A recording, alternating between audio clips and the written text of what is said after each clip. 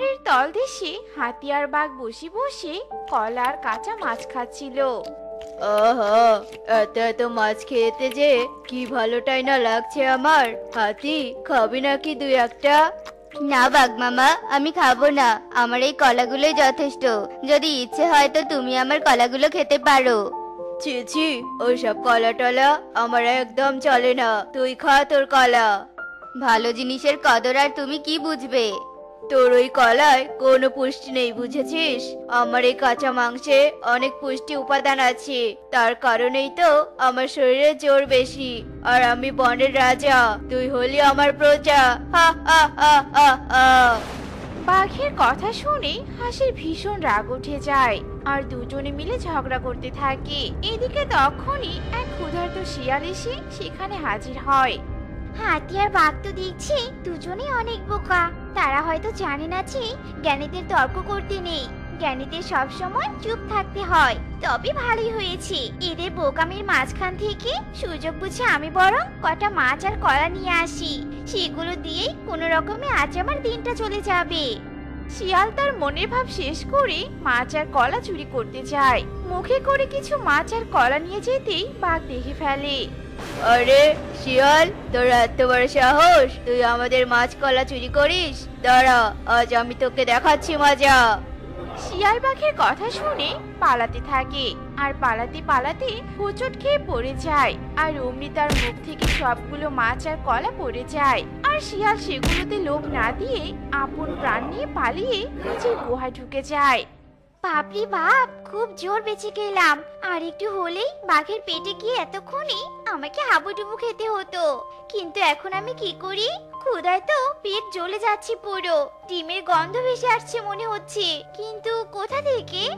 এমন সময় শিয়াল তার পিছনে তাকায় আর অমনি একটা পাখির ডিম দেখতে পায়। আরে আরে, আমি তো এখানে কোনো পাখির ডিম রাখিনি। তাহলে এটা কোথা থেকে এলো? দূর ছাই, অত ভেবে কি আর করি, আমি বরং ডিমটা খেয়ে নেই। শিয়াল ডিম নিয়ে সোজা মুখে পুরে নেয় আর একটু চুপ করে থেকে ডিমটা মুখ থেকে বাইরে বের করে দেয়। আর অমনি ডিম ফুটে সুন্দর একটা ছানা বের হয়। আরে, এই তো দেখছি পাখির ছানা। মা মা, বাবা বাবা। আরে আরে, কাছিস কেন রে মা? এই তো আমি তোর মা। আয় মা, আমার কাছে আয়। সত্যি তুমি আমার মা? হ্যাঁ, সত্যি আমি তোর মা। এবার কান্না থামা তো দেখি। পাখির ছানার হাসি দেখে শিয়াল মনে মনে ভাবতে থাকে, ছানাটাকে তো বললাম আমি তার মা, কিন্তু আমি তো এর মা না। এখন কি করি? এর আসল মাকে কোথায় খুঁজে পাবো? না, আমি বরং একটা কাজ করি, ছানাটাকে নিয়ে বাইরে যাই। খাবার খোঁজার পাশাপাশি ছানাটার মাকেও খুঁজে বের করা যাবে। এসব ভেবে শিয়াল ছানাটাকে তার পিঠে তুলে নেয় আর জঙ্গলে বেরিয়ে পড়ে খাবারের খোঁজে। ও মা, কি সুন্দর! মা, এগুলো কি? এগুলো ফুল রে মা। এগুলো কি খাওয়া যায়? না রে মা, ওগুলোকে খাওয়া যায় না। শুধু সেগুলোর সৌন্দর্য উপভোগ করতে হয়। আর একটা সময় ফুল থেকে ফল হয়, আর সেই ফলগুলো সবাই খায়। তাইলে আমি ফল খাবো? আচ্ছা চল, তোকে এখন আমি ফলই খাওয়াবো। এরপর শিয়াল পাশের একটা গাছের নিচ থেকে ফল কুড়িয়ে এনে টুকিকে দেয় আর টুকি অনেক মজা করে সেগুলো খেয়ে নেয়। এদিকে শিয়াল মনি মনি টুকির মাকে খুঁজতে থাকে, কিন্তু কোথাও আর তাকে দেখতে পায় না। অবশেষে টুকিকে নিয়ে আবার তার গুহায় ফিরে আসে। এদিকে ততক্ষণে রাতও হয়ে আসে। সারাদিন অনেক ঘোরাঘুরি হলো, এখন আমাদের ঘুমাতে হবে। কাল সকাল সকাল উঠে আবার তোকে ওড়া শিখতে হবে, বুঝেছিস? টুকি মাথা নাড়িয়ে নিজের সম্মতি জানায় আর দুজনে শুয়ে পড়ে। টুকির চোখে ঘুম আসলেও শিয়ালের চোখে কোনো ঘুম নেই। মেয়েটাকে তো এইভাবে মাটিতে রেখে দিলাম। এখানে তো অনেক পোকামাকড় বসবাস করে। একবার যদি কোনো পোকা কামড় দেয় তাহলে তো অনেক বড় বিপদ হয়ে যাবে। না না বাবা, আমি মেয়েটার এত বড় ক্ষতি একদম মেনে নিতে পারবো না।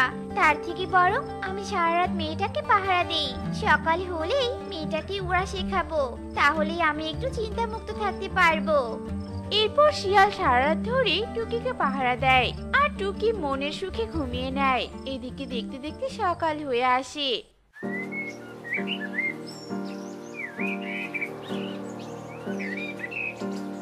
মা টুকি, ওঠ। দেখ রে মা, সকাল হয়ে গিয়েছে, তোকে তো উঠতে শিখতে হবে।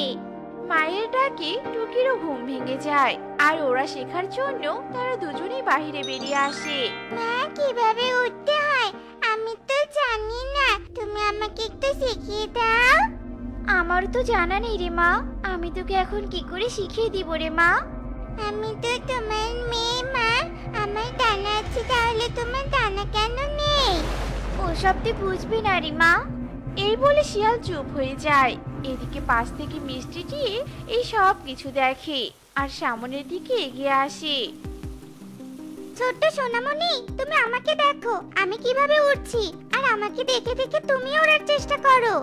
আচ্ছা, কিন্তু কে তুমি? ওসব পরে হবে, আগে তো তুমি উঠতে শেখো। টুকি আর কোনো কথা না বলে মিষ্টিটির দেখে দেখে ওড়ার চেষ্টা করে, কিন্তু বারবার সে ব্যর্থ হয়ে মাটিতে পড়ে যায়। মা টুকি, তোকে ওরা শিখতেই হবে, আর আমি জানি তুই উঠতে পারবি। ওঠ রে মা, ওঠ। মায়ের অনুপ্রেরণা পেয়ে টুকি আবারও উঠে দাঁড়ায় আর এবার সে সফলতা পায়। মা দেখো, আমি সত্যি সত্যি অনেক উঠতে পারি। মেয়ের সফলতা দেখে মায়ের আনন্দের কোনো সীমাই আর রইল না। টুকি আপন মনে উঠতে থাকে আর তখনই মিষ্টিটি নিচে নেমে আসে আর বলতে থাকে, শিয়ালিনী দিদি, পাখির ছানা তো কখনোই তোমার ছানা হতে পারে না, তাহলে তুমি ওকে কোথায় পেয়েছো? আসলে টুকি আমার নিজের মেয়ে নয়, ওকে আমি ডিম অবস্থায় কুড়িয়ে পেয়েছিলাম। এরপর শিয়ালিনী সব ঘটনা খুলে বলে। আর তারপর আমি ওর মা বাবাকে অনেক খোঁজার চেষ্টা করেছি, কিন্তু কোথাও পাইনি। এ তাহলে সেই ডিম যেটা আমাকে টুনি দিদি আমানত হিসেবে দিয়েছিল ঈগলের হাত থেকে বাঁচানোর জন্য, কিন্তু আমি ডিম নিয়ে কোনো এক গুহায় লুকিয়ে রেখেছিলাম, আর তাড়াহুড়ো করে বেরিয়ে আসতেই আমি ডিমটা সেই গুহায় ফেলে রেখে আসি, কিন্তু রাতের আধার থাকার কারণে আমি আর সেই গুহা খুঁজেই পাইনি। এখন কি তাহলে তুমি আমার মেয়েটাকে আমার কাছ থেকে নিয়ে চলে যাবে? না, আমি ওকে নিয়ে যাব না, ও তোমার কাছেই থাকবে। এবার আমি আসি। এই বলে মিষ্টিটি আর এক মুহূর্ত দেরি না করে সেখান থেকে চলে যায়। মা টুকি, এবার মায়ের কাছে ফিরে আয় মা। এই তো মা এসেছি, চলো এবার আমরা পাহাড়ের উপরে যাই, ওখানে খাবার আছে। শিয়াল আর না করলো না, তারা পাহাড়ের উপরে যাওয়ার জন্য বেরিয়ে পড়ে। খুব তো আমার খাবার নিয়ে সেদিন পালিয়েছিলি, আজ আমি তোদের দুটোকে একসাথে খাবো। মা টুকি, পালা মা, পালা।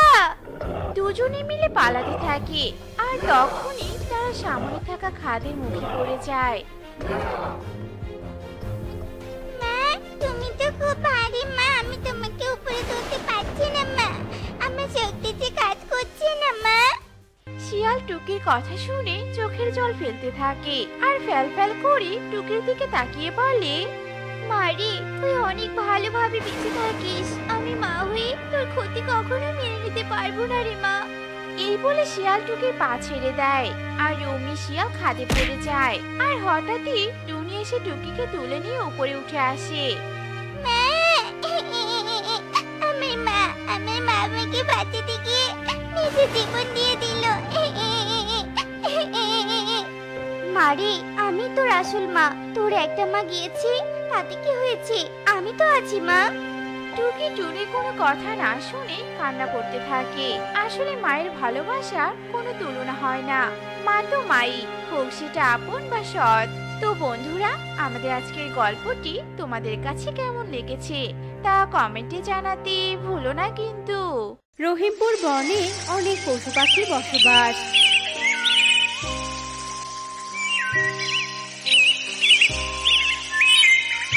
ওই বনে মিনু তার মেয়ে টুনিকে নিয়ে বাস করত।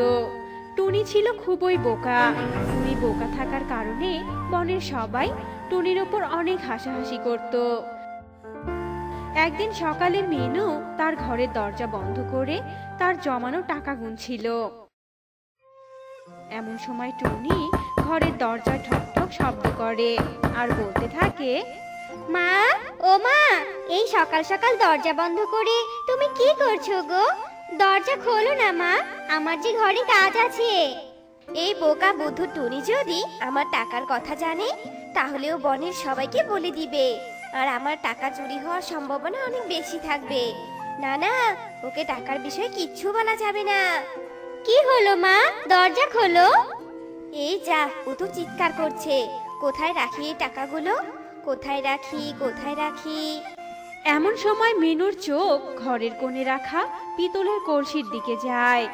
পেয়েছি, টাকাগুলো এই কলসির ভেতরে আপাতত রেখে দেই, পরে না হয় অনেক ভালো জায়গায় রাখবো। এই বলে মিনু টাকা ভর্তি লাল থলিটা ওই পিতলের কলসের ভেতরে রাখে আর দরজা খুলে দিয়ে বলতে থাকে, কি হয়েছে কি? হ্যাঁ, এভাবে ডাকছিস কেন? শান্তিতে একটু ঘুমাতেও দিবি না নাকি? কি বলছো কি তুমি মা? এত বেলাতেও তুমি ঘুমাচ্ছিলে? কত বেলা হয়েছে, রান্না করতে হবে না বুঝি? আর হ্যাঁ, শালিক দিদি তোমাকে জরুরি ভাবে ডেকেছে আর এক্ষুনি যেতে বলেছে।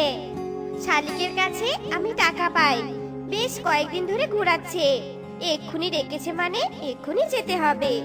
আচ্ছা শোন, তুই ঘর ছেড়ে কোথাও যাস না, আর আমার জন্য রান্না করে রাখিস। শালিকের কাছ থেকে এসে গরম গরম খাবার খাবো। একদম ভুলভাল কিছু করবি না, এই আমি বলে দিলাম।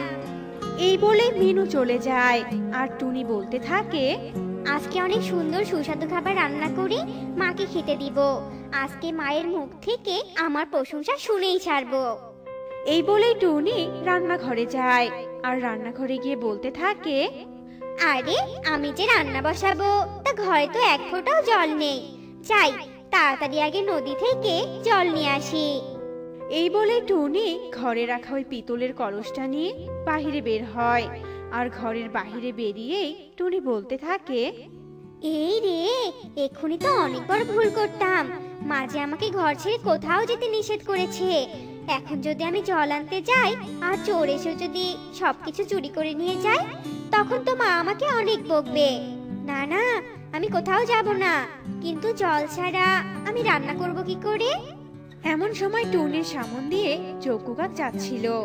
যজ্ঞু কাককে দেখে টুনি ডাকতে থাকে, দাদা, ও যজ্ঞু দাদা, এদিকে একটু এসো তো। শোনো দাদা, তোমার খুব দরকার আমার। কি হয়েছে কি? কি এমন দরকার পড়লো আমার? হ্যাঁ, তাড়াতাড়ি বল। যজ্ঞু দাদা, আমাকে একটু দয়া করে কাজে সাহায্য করো না।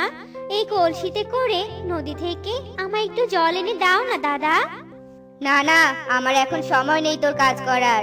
আর আমাকে কেন বলছিস? হ্যাঁ, তুই নিজেও তো যেতে পারিস। আমার সমস্যা আছে, তুমি যাও না যজ্ঞু দাদা, তোমার পায়ে ধরি আমি। হয়েছে হয়েছে, আর পায়ে পড়তে হবে না। কেন যে এত জেদ করিস? দে তো, দে দে কলসিটা। টুনি কলসটা যজ্ঞু কাককে দেয় আর যজ্ঞু কাক কলসটা নিয়ে নদীর দিকে রওনা দেয়। বেশ কিছু দূর যাওয়ার পর যজ্ঞু কাক কলসির ভেতরে একটা লাল থলে দেখতে পায় আর বলতে থাকে, আরে কলসির ভিতর এই লাল থলেটা আবার কিসের? দেখি তো একটু। এরপর যজ্ঞু কাক কলসের ভেতরের থলেটা বের করে আর থলের ভিতরে টাকা দেখে বলতে থাকে, এ কি? এ তো অনেক টাকা। বোকা টুনি আমাকে কি জিনিস দিয়েছে ও নিজেও জানে না। এত টাকা দিয়ে তো আমি অনেক দিন বসে থেকে খেতে পারবো। টুনি বোকা হতে পারে, কিন্তু টুনির মা তো অনেক চালাক। সে যদি জানতে পারে আমি কলসি নিয়েছিলাম, তাহলে তো এই টাকার জন্য আমার বাড়িতে খোঁজ করবে। এই টাকা তো বাড়িতে রাখা যাবে না, কিন্তু রাখবোটা কোথায়? এই বলেই যজ্ঞু পায়চারি করে আর ভাবতে থাকে, পেয়েছি। এই টাকাগুলো এই তরমুজ ক্ষেতের মাটিতে পুঁতে রাখি, তাহলে আর মিনু মাসি খুঁজেই পাবে না। যেই ভাবা সেই কাজ। যজ্ঞু কাক টাকার থলেটা তরমুজ ক্ষেতের মাটিতে পুঁতে রাখে।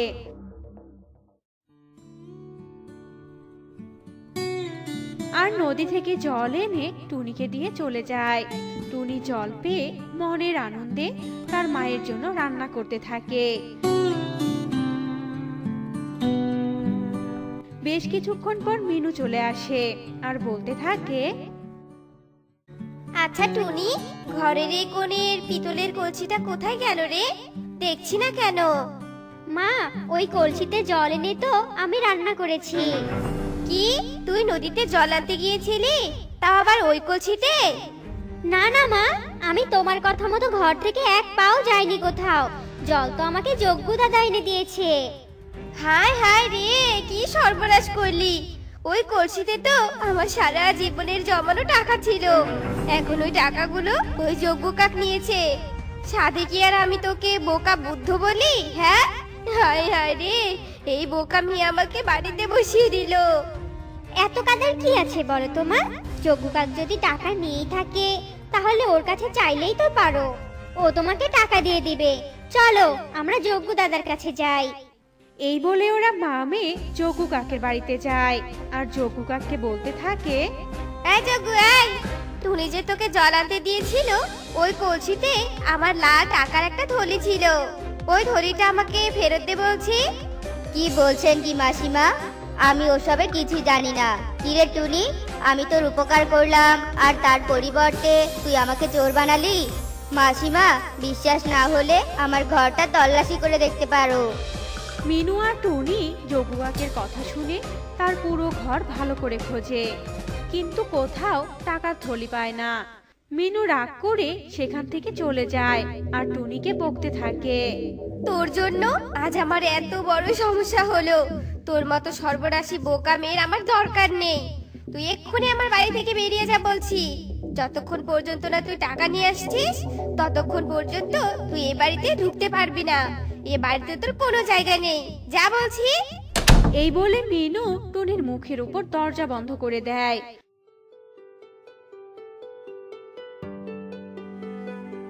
টুনি অসহায় হয়ে কান্না করতে করতে একটা গাছতলায় বসে পড়ে আর বলতে থাকে, আমি জানি টাকাটা যজ্ঞ কাকে নিয়েছে, কিন্তু আমি যজ্ঞ কাকের কাছ থেকে কি করে সেই টাকা ফেরত নিব?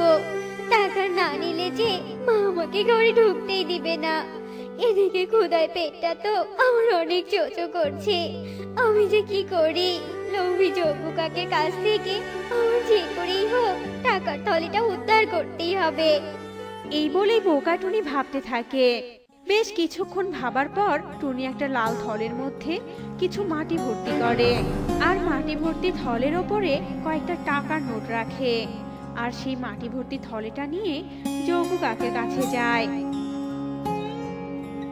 আর বলতে থাকে, যজ্ঞ দাদা, ও যজ্ঞ দাদা, আমি তোমার জন্য একটা পুরস্কার নিয়ে এসেছি। তোমার জন্য মা আজকে আমাকে চালাক বলে, জানো? আমার জন্য পুরস্কার? তা কি পুরস্কার দেখি?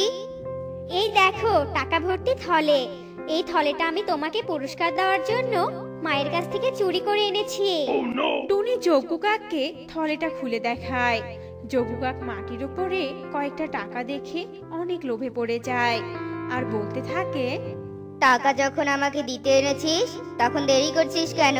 দে, আমাকে তাড়াতাড়ি টাকা দে। আমি তখনই তোমাকে এই থলেটা দিব যখন তুমি আমাকে আগের থলেটা দিয়ে দিবে। জানো তো, আমার এই থলেটাতে অনেক টাকা আছে। আগের থলেটাতে তো কিছু টাকা ছিল মাত্র। যজ্ঞ কাক টুনির এই কথা শুনে মনে মনে বলতে থাকে, এই থলেটা তো ওই থলেটার চেয়ে বড়। আর এই বোকা টুনি তো আমাকে কখনোই ঠকাতে পারবে না। আর ও তো আমাকে বলছে এই থলের মধ্যে অনেক টাকা আছে।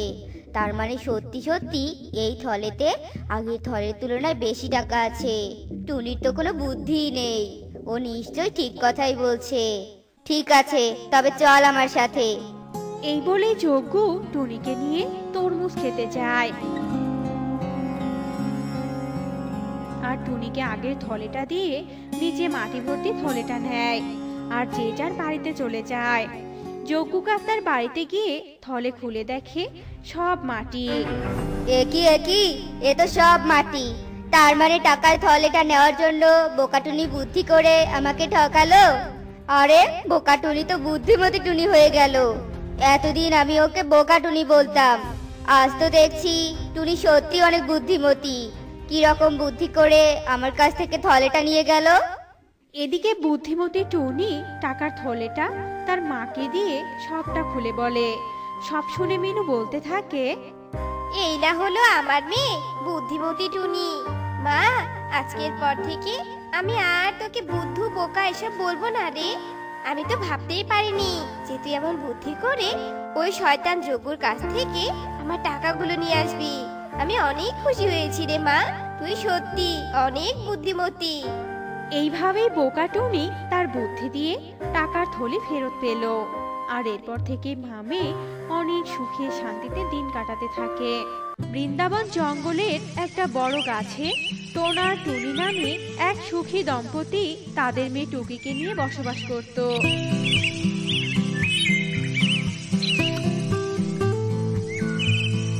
টোনা ছিল একজন জেলে।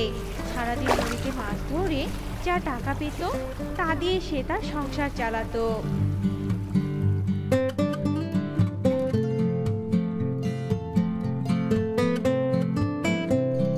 এরপর একদিন, কই গো গিন্নি, কোথায় গেলে? ক্ষুধায় তো আমার পেটটা জ্বলে যাচ্ছে। তো আজ খেতে দিবে না নাকি আমাকে? হ্যাঁ, টোনার ডাক শুনে টুনি দৌড়ে রান্নাঘর থেকে বেরিয়ে আসে।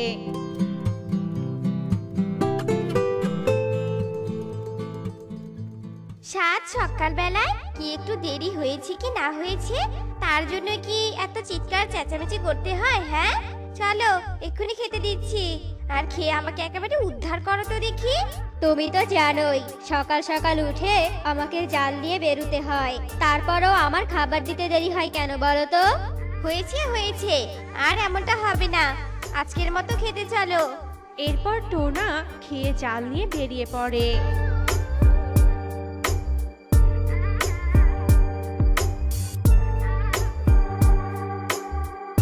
এরপর সামনে একটা নদী থেকে মাছ ধরতে থাকে টোনা। এদিকে জলের উপর ভেসে থাকা একটা বড় পাথরের উপর একটা জলপরি বসে বসে হাওয়া খাচ্ছিল। বাহ, জলের উপরটা তো অনেক সুন্দর। নীল আকাশ, সবুজ গাছপালা, মৃদু মৃদু হাওয়া, মিষ্টি কোকিলের সুর, সব মিলিয়ে এক মনোরম পরিবেশ। জলের উপরের প্রাণীগুলো সবাই অনেক ভাগ্যবান, আর আমাদের জলের তলায় শুধু জল আর জল, আর কিচ্ছু নেই। এসব বলতে বলতে হঠাৎ জলপরির চোখ পড়ে যায় টোনার দিকে। ও মা, কি সুদর্শন ছেলেটা! জলের উপরে এমন সুদর্শন পুরুষও হয়, সেটা তো আমি আগে জানতাম না। এই বলেই জলপরি টোনার সামনে যায় আর বলে, ও হে সুদর্শন পুরুষ, কি নাম গো তোমার? আমার নাম টোনা, তুমি নিশ্চয়ই জলপরি। হ্যাঁ গো, আমি জলপরি। আমি তোমাকে অনেকক্ষণ থেকে দেখছিলাম। তোমার এত সুন্দর সুঠাম শরীর, মায়াবী চোখ, তোমার মতো এমন সুদর্শন পুরুষ আমি আগে কখনো দেখিনি গো। তোমায় দেখে মুগ্ধ হয়ে গেছি আমি তোমার প্রেমে পড়ে গিয়েছি। ওগো প্রিয়, তুমি আমার প্রেমটাকে গ্রহণ করে নাও না গো। তুমি এসব কি বলছো জলপরি? আমি বিবাহিত, আমার বউ সন্তান সব আছে, আমার সোনার একটা সংসার আছে। আমি আমার সোনার সংসার ফেলে তোমার প্রেম গ্রহণ করব কেন বলো তো? তার উপর তুমি আর আমি দুজনই দু জাতের, তুমি জলপরি আর আমি পাখি। আমাদের প্রেম তো কখনোই মেনে নেওয়ার মতো নয়। টোনার এমন কথা শুনে জলপরি ভীষণ রেগে যায়। সামান্য একটা মূর্খ পাখি, তোর এত বড় সাহস! তুই আমার কথার অমান্য করিস? তোকে তো এর মাসুল একদিন গুনতেই হবে।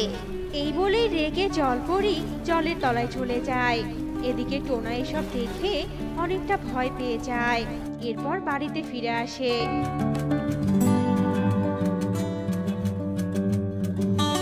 কিন্তু টোনা তার সাথে ঘটে যাওয়া ঘটনা কিছুই আর টুনিকে বলে না। এভাবেই পুরো দিন কেটে যায়। এদিকে দিন পেরিয়ে রাত হয়। এরপর রাত পেরিয়ে ভোর হয়। এদিকে টোনা বরাবরের মতোই সকালে উঠে জাল নিয়ে যায়। বাবাকে বেরোতে দেখে টুকি বলে, বাবা বাবা, আজ আমিও তোমার সাথে মাছ ধরতে যাব। তুমি আমাকে নিয়ে যাও না বাবা, আমি তোমাকে কথা দিচ্ছি, একদম দুষ্টুমি করব না, চুপটি করে এক কিনারে বসে থাকবো। আচ্ছা ঠিক আছে মা, চল। এরপর টোনা আর টুকি মিলে জাল নিয়ে নদীতে মাছ ধরতে যায়।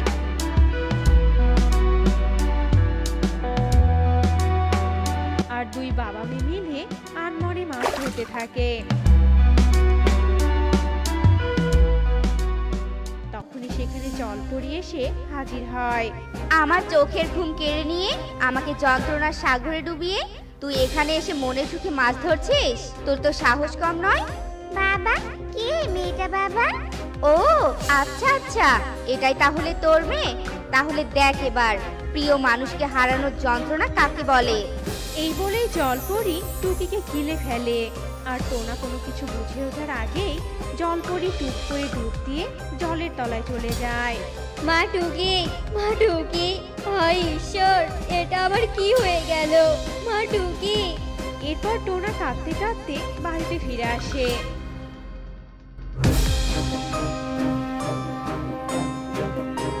আর টুনিকে সব ঘটনা খুলে বলে। সব শুনে টুনি বলে, এ তুমি কি করেছো টোনা?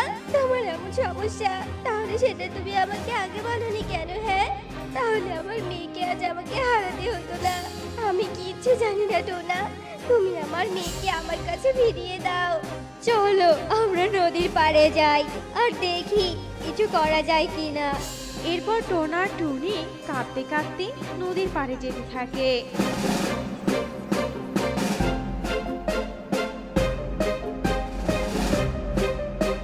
হঠাৎ করে পথে এক তান্ত্রিকের সাথে দেখা হয়ে যায়। ওদের দুজনকে কাঁদতে দেখে তান্ত্রিক বলে, কি হয়েছে বাছারা, তোরা এভাবে উতলা হয়ে কাঁদছিস কেন বলতো? এরপর টোনা তান্ত্রিককে সব ঘটনা খুলে বলে। সব শুনে তান্ত্রিক বলে, আচ্ছা চল তো দেখি কোন জলপরীর এত বড় সাহস, সে পাখির ছানাকে নিয়ে যায়। এরপর তান্ত্রিক টোনা আর টুনিকে নিয়ে নদীর দিকে যেতে থাকে। ওইদিকে জলপরি মারা গিয়ে ফুলে ফেপে নদীর কিনারায় এসে পড়ে আছে। এরপর টোনা টুনি আর তান্ত্রিক এসে জলপরির মৃত অবস্থা দেখে।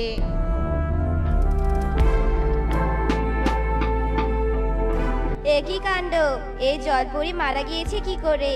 আরে মৃত জলপরির পেটে তো টুনি পাখির ছানা আছে। বাবা, যেভাবেই হোক আপনি আমার ছানাকে আমার কাছে ফিরিয়ে দিন বাবা।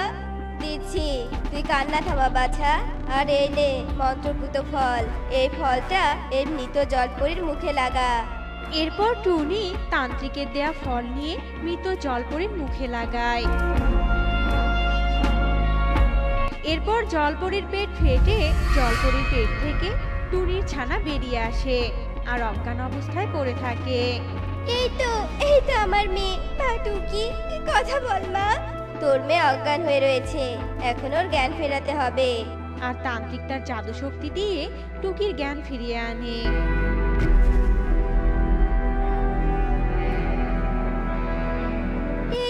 এই তো আমার মেয়ে চোখ খুলেছে। টুকি, এই জলপরি মারা গেল কি করে? তুমি কি পেটের ভেতর থেকে কিছু করেছো? হ্যাঁ তান্ত্রিক আঙ্কেল, আমি ওর পেট থেকে বের হওয়ার জন্য আমার ঠোঁট দিয়ে ওর নাড়ি ভুঁড়িগুলো সব ঠুকরিয়ে ঠুকরিয়ে ছিদ্র করে ফেলেছি। আর জলপরি সেই যন্ত্রণা সহ্য করতে না পেরে মারা গেছে, আর ওর পেট ফুলে গেছে। বাবা, বেশ তো, তুমি তো দেখছি অনেক চালাক। তোরা টুনি, তোদের জন্য আজ থেকে এই নদী নিষিদ্ধ। তোরা আর কখনোই এখানে আসবি না। আচ্ছা ঠিক আছে বাবা। এরপর টোনা আর টুনি টুকিকে নিয়ে বাড়িতে ফিরে যায় আর কখনোই তারা ওই নদীর পাড়ে যায় না।